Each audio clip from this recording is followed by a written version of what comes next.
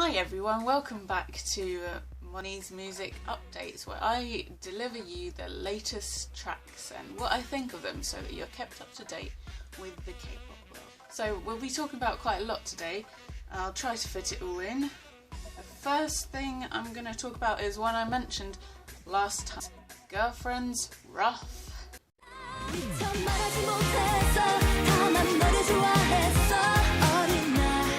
I really like this song, but I have this thing with Gfriend where I usually absolutely love their song for like a solid month and can't stop listening to it, and then after a while it gets really annoying. So I'm just waiting for this to happen with Rough, but so far I like it. You know, every time a new Gfriend song comes out, it's sort of the time that you need a new one because the old ones got too old. So it works well. I like it more than their previous songs so far because each of them is a step upwards in my opinion. I know a lot of people criticise them for repeating the same concepts and having the same kind of style and even the same kind of song. They do have enough differences for it to be good, I think, and it's okay to just have one style. I think that's fine. A group that have done really well with pretty much a repeat of the same song, the same chord sequences and everything over and over is A-Pink, and A-Pink is so popular. I don't see why other groups can't emulate that, and I think Gfriend's songs are more original than some of A-Pink's, especially A-Pink's older stuff. I think the thing that's actually most similar about them is their style of dancing. There is quite a lot of similarities in sort of the twirling round and in and out kind of dancing that they do, but they're good at it, so why not? They can stay doing that forever. It's okay. Also, in the music video they buried a box of memories or whatever, some kind of time capsule. But it looks like they hadn't had it buried for that long. Like, what kind of time capsule do you dig up after like a week? It's plot flaw there. Also, the teddy bear that Yerin is meant to be cuddling or whatever at the bus stop, and then she leaves behind, and then the sort of oh no the teddy bear gives as she leaves the bus stop was kind of a humorous moment when it really shouldn't have been. I think they just threw it in there, that wasn't planned. Yeah, Gfriend's new song is great. I really like the bit that goes, "We're like parallel lines." I don't know whether it's the cadence, the note change, or just the fact that I'm a mathematician, but it really gets to me. I really love it. You should all go and listen to it. Even if it does have some repetition in comparison to old songs, some self-similarity, it's okay. The next song I'm going to talk about is Yezi's solo debut with Cider.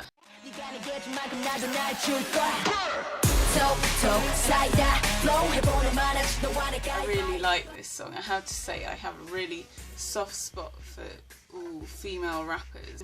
Yezi's a really good triple threat and she's an amazing rapper, and I was looking forward to her solo because I thought maybe she'd be doing a bit of everything. But she's just doing the rapping, but that's fine. I think she really showcases her talent well. And I have to say that I was really sad that she didn't do better on Unpretty Rap Star when she was on the show, but having this solo is really nice to, you know, show that she is very talented and people should still believe in her and go and buy her music, and hopefully Unpretty Rap Star has given her more popularity, and Fiesta as well, they deserve a lot of popularity. Yeah, I really like Cider. I like the music video, I like the colours in it. I liked how it started off that you thought it would be a standard girls dancing in a pastel room video, and then it changed and then Yezi went behind the camera, and I thought that was not extremely original, but original enough to be of interest. Inevitably, it gives comparisons to Jimin's Puss track, which I think has a kind of similar beat, nothing like the same, but similar enough that I think A, they'd mash up well, and B, they are very comparable. But Jimin's Puss I think was a bit sharper, a bit neater and tighter, whereas Yezi's is a bit more flowing around everywhere, but that's okay as well. I think that adds more interest to the song, especially the more times you listen to it, because then you'll adapt to it. They both have that kind of machine-like intro that then stops and you have really subtle beat as the rap begins. So they're quite similar in that respect, without being, you know, a sample of one another. And I like both of them because I like that kind of style, so I'm not complaining about it, but they are very comparable. So I really like this track. This is, well, this one or the Girlfriend, one of my favourites of this segment, so I'm not quite sure which. We'll probably rotate between the two because they're very different. So the next music video will be IMFACT's Lollipop.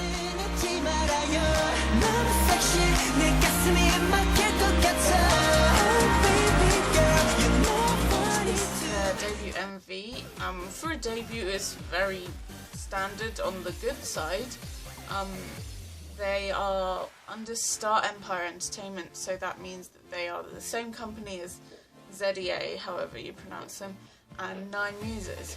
And Nine Muses are one of my most favourite groups ever, but Star Empire is actually quite a shitty company, so excuse my language, but I hope that they haven't suffered too much under them. So be careful to support the band but not the company if possible. I thought the music video was pretty standard, colourful.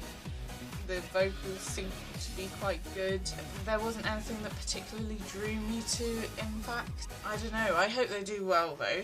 The only thing is the dancing was a bit awkward, especially the copious use of the nene in this music video, which wasn't really appropriate in any way. Like, why did they have to do that? It's a bit stupid.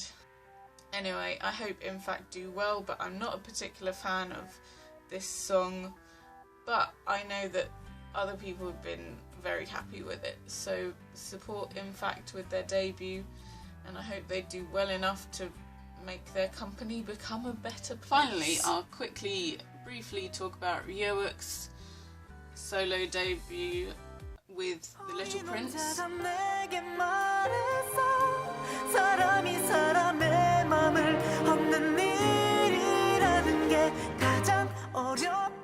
This is a lovely ballady kind of song. It showcased his musical theatre background and talents a lot. You can obviously see why he's been cast in so many musicals, and you know, I'd really love to see him in a musical, you know. I think he'd be great. He's my favourite member of Super Junior, I think, as well. So I'm just really excited for him, and I hope that this song does well for him. I hope that it sells well, because he deserves it. And he's waited a while for this solo debut, when Gfriend was like singing his heart out a few years ago. But yeah, Ryeowook really deserves it, and I hope they focus on him a bit, because there was that thing about removing his billboard to make way for a board about NCT. Ryeowook's music video was very pretty as well, very aesthetically pleasing. Give Ryeowook some attention. It's a lovely song, not my kind of cup of tea, but it's great for what it is. So, and obviously he's an amazing singer. So, on a side note, the SM is going to release a rotational 40-member at least or something boy group called NCT, which I just mentioned. I think that's sad and ridiculous, and considering that a rotational group such as After School hasn't been doing so well and things, and SM are just gonna hog everything, and maybe it's a good way of getting their thousands of trainees actually out there onto the scene, I suppose, so that loads of people don't go to waste, because SM have a lot of wastage trainees that get left on the sidelines if they don't debut. But it still feels kind of annoying and pointless, so if you agree with me, let me know in the comments below, and if you think it's the best idea ever, also let me know in the comments below. And don't forget to like and subscribe, and stay tuned for more K-pop music update videos. I'll be uploading another video to comment on all of Winner's stuff, because there's just so much to say. They released 3 music videos at once, So look out for that.